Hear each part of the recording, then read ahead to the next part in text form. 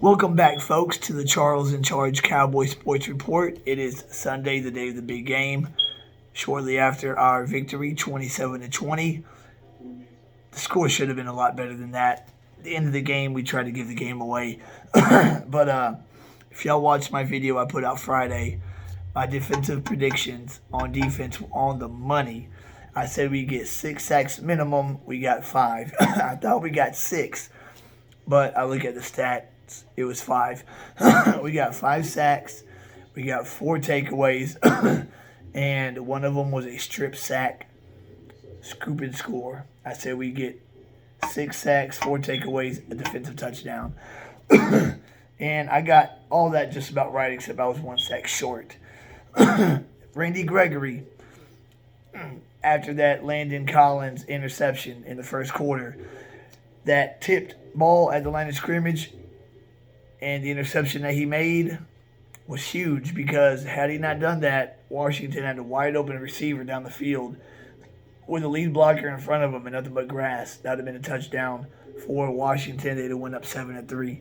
That could have been the play of the game to shift momentum that early in the game. Gregory jumping up there, knocking that ball up, catching it just like Tank Lawrence did to Washington Thanksgiving 2018. Identical play just about. And then Gregory has the game-ending strip sack fitting for his return. He is a monster.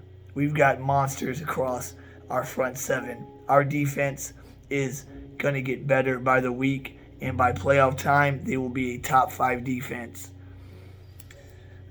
Gregory, 1 interception, 1 strip sack.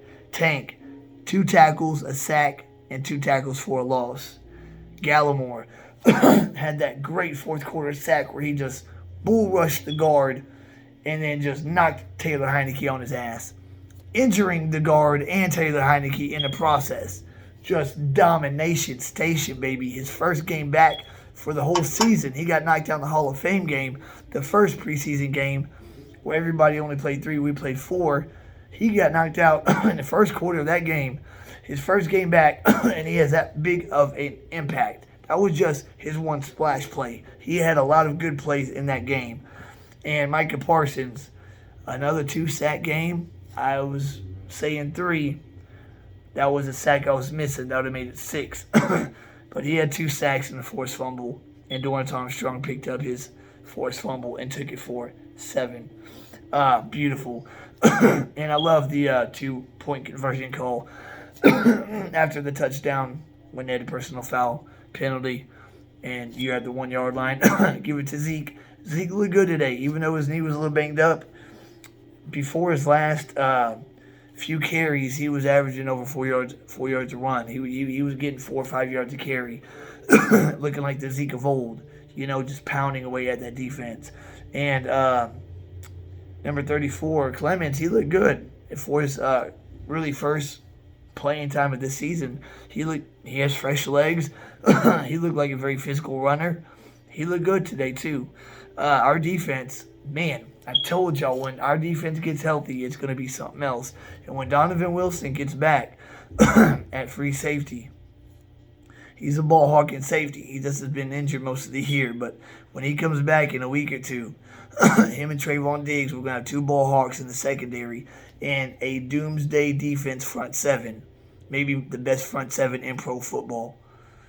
With Tank, Gallimore, say OC and Randy, and then Parsons, Neal. And today, Leighton Vander Esch played a good game. I know he wants to stay with his Cowboy team, and them declining his 5th-year option hopefully lit a fire under his ass, and he's seen his game tape the last few games. Has not looked good at all, but he looked very good today. He was sideline to sideline and shutting that run down. Antonio Gibson gutted us twice last year. His 2 best career games. Today, what did he have? 10 carries, 36 yards. We shut down the run game, and we went up by 18 in the first quarter. Like I said, scored first and quick. We got the field goal. Then we got the turnover and a touchdown to Cooper, and then the strip sack by Parsons and a return by Dorrance Armstrong in the 2-point conversion. 18-0. after the first quarter. And then Taylor Heineke had to pass the ball. And that's not his best attribute, having to pass his team back into the game. So we pinned our ears back and did what we did on defense. We could have had a lot more turnovers. Anthony Brown dropped 2 interceptions that were in his hands, and a few of our DBs dropped some interceptions that were in their hands. We could have easily had a 6-7 takeaway day. Defense was superb, and they're going to be playoff ready. And the only concern I have is Dak. I don't know what it is. When it was 27 to 14 with 4.5 left to go in the game. Second down, he rolls out. Dalton Schultz is wide open. I don't know if he's having a problem with depth perception or what it is. He could have thrown it over the linebacker's head into Schultz's breadbasket, or he could have led Schultz as he was running towards the sideline, but he throws it right to the linebacker. How he could have not seen him, I don't know. We all saw him, and we saw Schultz wide open, and he throws a pick six. A very unnecessary pick six at that time of the game, and then has a very horrible attempt to tackle him and makes it a ball game. It's a ball game at that point. It's a one-score game, and our special teams, Bones Fossil, give that man credit. That's 4 blocks we've had this season now. 3 blocked punts and that blocked extra point, which was big because it made it 7, not 6, just in case Washington pulls the magic out their ass and scored a touchdown. That extra point would not have went up by a point. It wouldn't have been 28-27. It would have been 27-27. But that did not happen. After the pick six, we get the ball back. Dak, we need to be in 4-minute offense. You need to get some first downs. He goes 3 and out. And we punt it back to Washington, and our defense does what it does. Randy Gregory strip sacks the ball. We get it back inside the 30. Run the ball. And then Dak, with his second run of the day, runs for another first down. I was very proud of him about that, for running for the first down. Earlier in the game, he ran 10 yards for a first down to keep the chains moving, which he needs to do more constantly. Not more constantly. He needs to do it just more often. He was sacked 4 times a day, and he could have avoided 2 of those. When the pocket is collapsing and you see a gap that you can slit right through and get a good 5-6 yards on a first and second down, do it. You know, I don't know if there's something wrong with him, with his calf, with his shoulder. I don't know. I don't know if he has a depression problem right now. It runs in his family. That's real talk. You know, his brother committed suicide over that. I don't know if his head is just not right. But I pray to God it gets right, because we got 4 more games to the postseason, and we're basically in now. This game cemented it. We're 3.5 games above Washington and Philadelphia. We're 4.5 games. So it's Washington, really. So for us to lose the division, we'd have to lose out. Washington had to win out. That's not going to happen. We have the Giants next week in New York, New Jersey, and I believe their backup quarterback will play. Our defense, I think, is going to get better the next 4 weeks, and come postseason time, they're going to be top 5, and they're going to be dangerous. And in these next 4 games, we need Dak to really get back on the saddle like he was earlier this season. Reading the defenses like he was, checking in and out of plays, making the throws on the money like he was, like against, I mean, he threw for 465 against a Belichick coach defense. They haven't lost since that game that we beat them in overtime. And Dak just tore them up through the air. And that's no easy feat. So he's shown us that he's capable of doing that against Tampa in week 1 when he didn't have any reps with the first team offense in training camp or the preseason. He goes in and plays like he had been playing all last year and all season, and had a great game and damn near beat Brady if they convert that 3rd and 6 late in the game, or if Diggs intercepts that ball, that errant throw by Brady on the game-winning drive. He had all 3 of his top receivers. He even had said he had all 4 of his receivers Cooper, Gallup, Lamb, and Cedric Wilson, and Dalton Schultz. Just didn't have Tony Pollard. I give Zeke credit, man. He's a warrior. Banged up knee. He was still gashing him 5-6 yards a carry. He ended up with like 3.8 yard average. Towards the end of the game, he hit a brick wall a few times, so that made the average go down. I believe Tony Pollard will be good to go this next week. Clement looked good. I would sit Zeke against the Giants. Get him a full week off to get that knee really, really feeling better. And then have him ready to go when the Giants come back in, when the Redskins come back into town. I'm going to call them the Redskins. Hell, the football team, they're the Redskins. They've been the Redskins since the 1930s. But they said they wanted Dallas, and they got it. And our defense came in there and showed up and showed out, baby. All of the guys that returned, man, from last week and this week, Tank, Randy, and Gallimore, all three showed out and made big plays to make differences in the game. Parsons has 12 sacks. The rookie record is Javon Curse, 14.5.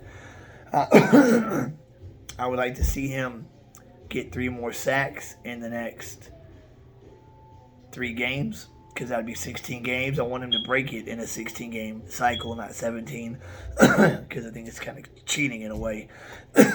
So all he's got to do is just get 3 more sacks in the next 3 games, and he'll have 15, which will break the rookie sack record, which he can easily get because he's had a sack in each of the last 6 games, and some of those games multiple sacks. So against the Giants, I wouldn't be surprised if he gets another 2 or 3. He is just a monster. Our NASCAR package, we got to see for the first time today. Wasn't it beautiful? Our NASCAR package, Parsons on the left edge, Tank in the middle, Basham right next to him, and Gregory on the other side, on the other end. And if it wasn't Basham, it was Gallimore or Osia Digizua. But that NASCAR package was beautiful. Man, was it making waves all game. And that is going to disrupt any offensive line. There's no offensive line that's going to be able to just shut that down.